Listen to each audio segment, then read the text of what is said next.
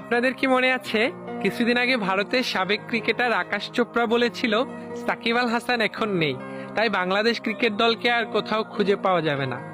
বর্তমান বাংলাদেশ ক্রিকেট দলের অবস্থা দেখে আমার অনেকটা আকাশ চোপড়ার কথা মনে পড়তেছে। সাম্প্রতিক সময়ে জিম্বাবুয়ের কাছে টেস্টে হেরে গিয়েছে বাংলাদেশ। এর চাইতে লজ্জার আর কি কিছু হতে পারে? একজন সাকিব আল হাসান যে বাংলাদেশ দলে কি ছিল সেটা কিছুটা হলেও উপলব্ধি করতে পারতেছে বাংলাদেশের ক্রিকেট প্রেমীরা।